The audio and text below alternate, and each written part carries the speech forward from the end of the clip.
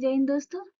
स्वागत है आपका हमारे आज के नए सेशन में, जिसमें हमने इतिहास से 25 क्वेश्चन लाए हैं। हमारा पहला क्वेश्चन है, सिंधु घाटी सभ्यता के लोगों का मुख्य व्यवसाय क्या था? ऑप्शन ए शिकारी, ऑप्शन बी कृषि, ऑप्शन सी चरवाहा या फिर ऑप्शन डी मछुआरा। देखते हैं इसका सही जवाब क्या है। इसका सही जवाब है ऑप्शन बी कृषि। इसकी व्याख्या की तरफ चलते हैं। सिंधु घाटी के लोग अस्थायी जीवन जीते थे और गेहूं, जौ, कपास आदि की खेती करते थे। सिंचाई के लिए नहरों का प्रयोग भी होता था। अगले प्रश्न पर चलते हैं। हमारा अगला प्रश्न है, मोहनजोदड़ो किस नदी के किनारे स्थित था? Option A Saraswati, option B Ganga, option C Ravi या फिर ऑप्शन डी सिंधु। इसका सही जवाब देखते हैं क्या है। इसका सही जवाब है ऑप्शन डी सिंधु। व्याख्या देखते हैं। मोहनजोदड़ो जो कि पाकिस्तान में स्थित है, सिंधु नदी के तट पर बसा था, जो इस सभ्यता का प्रमुख नगर था। अगले प्रश्न पर चलते हैं। सप्त सिंधु प्रदेश का उल्लेख किस ग्रंथ में मिलता है? Option A Upanishad, option B Veda, option C Purana या फिर ऑप्शन डी महाभारत। देखते हैं इसका सही जवाब क्या है। इसका सही जवाब है ऑप्शन बी वेद। वीडियो पॉज करके आप सही जवाब देने की कोशिश करेंगे। व्याख्या देखते हैं। ऋग्वेद में सप्त सिंधु जो कि 7 नदियों का देश कहलाता है का उल्लेख मिलता है, जो प्राचीन आर्यों का निवास स्थान था। अगले प्रश्न पर चलते हैं। बौद्ध धर्म में 4 आर्य सत्य किसने प्रतिपादित किए? Option A Mahatma Buddha, option B Mahavir, option C Ashok या फिर ऑप्शन डी नागार्जुन। देखते हैं इसका सही जवाब क्या है। इसका सही जवाब है ऑप्शन ए महात्मा बुद्ध। व्याख्या देखते हैं। बुद्ध ने दुख का कारण, दुख निरोध और दुख निरोधगामी मार्ग, ये 4 आर्य सत्य बताएं। अगले प्रश्न पर चलते हैं, जो कि है प्रश्न 5। महावीर स्वामी के पिता का नाम क्या था? Option A Siddhartha, option B Shuddhodana, option C Raja Trishala या फिर ऑप्शन डी सिद्धार्थ राजा। इसका सही जवाब देने की कोशिश करेंगे। इसका सही जवाब है ऑप्शन ए सिद्धार्थ। महावीर स्वामी के पिता राजा सिद्धार्थ और माता त्रिशला थी। वे वैशाली गणराज्य के लिच्छवी कुल से थे। अगले प्रश्न पर चलते हैं। इल्तुतमिश ने कौन सी नई व्यवस्था प्रारंभ की थी? ऑप्शन ए जजिया, ऑप्शन बी इक्ता प्रणाली, ऑप्शन सी बंदोबस्त प्रणाली या फिर ऑप्शन डी डाक व्यवस्था। इसका सही जवाब देने की कोशिश करेंगे। इसका सही जवाब है ऑप्शन बी इक्ता प्रणाली। व्याख्या देखते हैं। इल्तुतमिश ने भूमि बदलने में प्रशासनिक और सैनिक सेवाएं देने के लिए इक्ता प्रणाली लागू की। अगले प्रश्न की तरफ चलते हैं। अलाउद्दीन खिलजी की बाजार नियंत्रण नीति का मुख्य उद्देश्य क्या था? ऑप्शन ए जनता को राहत देना, ऑप्शन बी सैनिकों के वेतन नियंत्रण हेतु, ऑप्शन सी व्यापार बढ़ाना या फिर ऑप्शन डी कर वसूली। देखते हैं इसका सही जवाब क्या है। इसका सही जवाब है ऑप्शन बी सैनिकों के वेतन नियंत्रण हेतु। अगला प्रश्न देखते हैं क्या है। उससे पहले व्याख्या देख लेते हैं। व्याख्या है, अलाउद्दीन खिलजी ने वस्तुओं की कीमतें नियंत्रण की ताकि सैनिकों को कम वेतन देने पर भी जीवन निर्वाह संभव हो। अगला प्रश्न है हमारा, तैमूर ने भारत पर कब आक्रमण किया था? ऑप्शन ए 1998 ईस्वी में, ऑप्शन बी 1400, ऑप्शन सी 1444 या फिर ऑप्शन डी 1420 ईस्वी।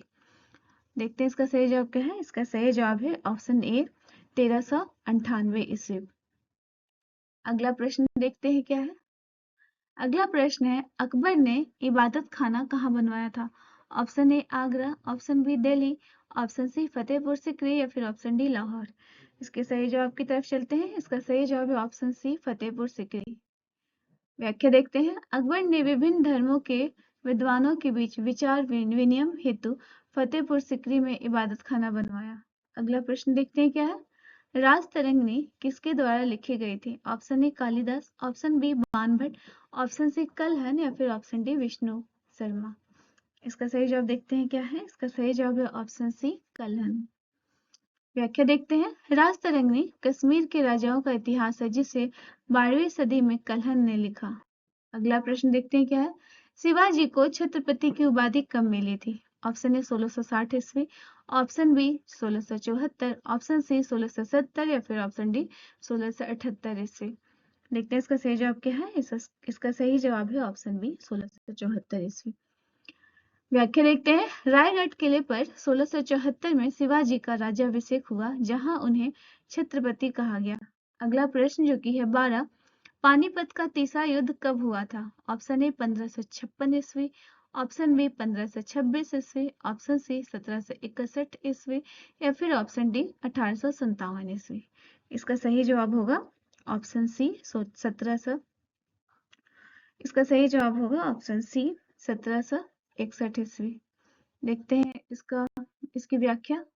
यह युद्ध मराठों और अफगान शासक अहमद शाह अब्दाली के बीच हुआ, जिसमें मराठों की हार हुई। अगला प्रश्न देखते हैं।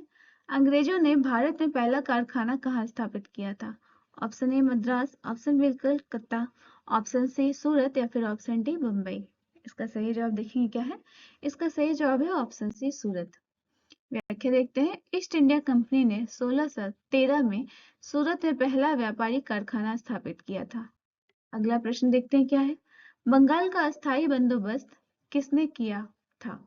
Option A Warren Hastings, option B Lord Cornwallis, option C Lord Wellesley या फिर option D Lord Dalhousie.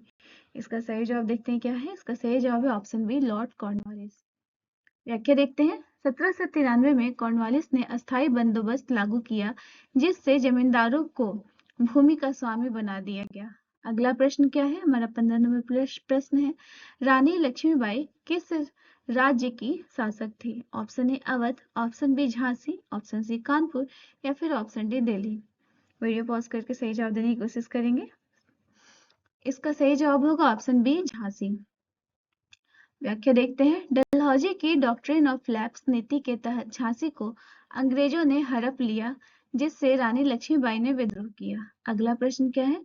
Home rule आंदोलन की शुरुआत किसने की थी? Option A Bal Gangadhar Tilak, option B Annie Besant, option C Mahatma Gandhi या फिर ऑप्शन डी नेहरू। देखते हैं इसका सही जवाब क्या है। इसका सही जवाब है ऑप्शन बी एनी बेसेंट। व्याख्या देखेंगे। एनी बेसेंट ने 1916 में होम रूल आंदोलन शुरू किया। बाद में तिलक ने भी इसमें भाग लिया। अगला प्रश्न है प्रश्न 17। आजाद हिंद फौज की स्थापना किसने की थी? Option A Subhash Chandra Bose, option B Bhagat Singh, option C Jawaharlal Nehru या फिर ऑप्शन डी बाल गंगाधर तिलक। इसका सही जवाब होगा ऑप्शन ए सुभाष चंद्र बोस। व्याख्या देखते हैं। नेताजी ने 1943 में सिंगापुर में आजाद हिंद फौज की स्थापना की और जय हिंद का नारा दिया। अगला प्रश्न है प्रश्न 18। होम रूल आंदोलन किसने प्रारंभ किया था? Option A Mahatma Gandhi, option B Annie Besant, option C Bal Gangadhar Tilak या फिर ऑप्शन डी गोपाल कृष्ण गोखले। इसका सही जवाब होगा ऑप्शन बी एनी बेसेंट। अगला प्रश्न देखते हैं। नमक सत्याग्रह, जो कि दांडी मार्च के नाम से जाना जाता है, कब हुआ था? ऑप्शन ए 1928 ईस्वी, ऑप्शन बी 1930 ईस्वी, ऑप्शन सी 1932 ईस्वी या फिर ऑप्शन डी 1942 ईस्वी। देखते हैं इसका सही जवाब क्या है। इसका सही जवाब है ऑप्शन बी 1930 ईस्वी। व्याख्या देखते हैं। 12 मार्च 1930 को गांधी जी ने साबरमती आश्रम में दांडी तक नमक कानून के विरोध में पद यात्रा की थी। अगला प्रश्न है। सुभाष चंद्र बोस ने आजाद हिंद फौज का गठन कहाँ किया था? Option A Singapore, option B Tokyo, option C Burma या फिर ऑप्शन डी बर्लिन। देखते हैं इसका सही जवाब क्या है। इसका सही जवाब है ऑप्शन ए सिंगापुर। व्याख्या देख लेंगे। अगले प्रश्न की तरफ बढ़ते हैं।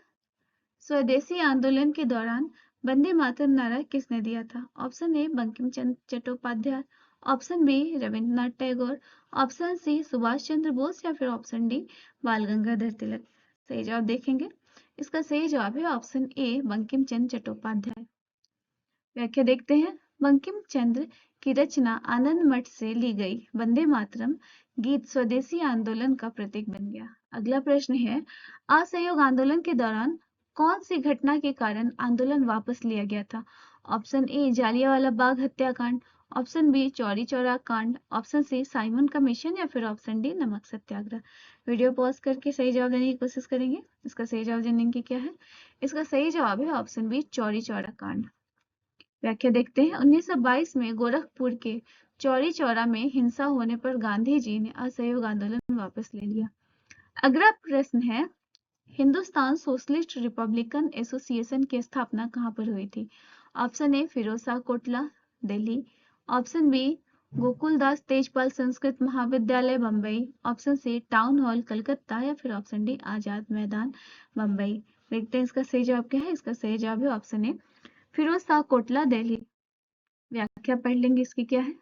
अगले प्रश्न की तरफ बढ़ते हैं, जो कि है प्रश्न 24। 1920 के नागपुर अधिवेशन में गांधी जी के असहयोग आंदोलन के प्रस्ताव के विरोध में किसने कांग्रेस की सदस्यता को त्याग दिया? ऑप्शन ए बिपिन चंद्र पाल और Annie Besant, option B Madan Mohan Malaviya और C R Das, option C Mohammad Ali Jinnah या फिर ऑप्शन डी लाला लाजपत राय। इसका सही जवाब देखें क्या है। इसका सही जवाब है ऑप्शन ए बिपिन चंद्र पाल और एनी बेसेंट। इसकी व्याख्या देख लेंगे। अगले प्रश्न पे चलते हैं जो कि हमारे आज के सीरीज का अंतिम प्रश्न है। हमारा प्रश्न 25 है, रेगुलेटिंग एक्ट पारित किया गया। ऑप्शन ए 1773 में, ऑप्शन बी 1974 में, ऑप्शन सी 1975 में या फिर ऑप्शन डी 1978 में। देखते हैं इसका सही जवाब क्या है। इसका सही जवाब है ऑप्शन ए 1773 में। इसकी व्याख्या देख लेंगे। तो ये थी हमारे आज के सीरीज की कुछ 25 इंपॉर्टेंट क्वेश्चन जो कि हमने इतिहास से लाए थे। फिर मिलते हैं हम हमारे अपने अगले सीरीज में। तब तक के लिए धन्यवाद।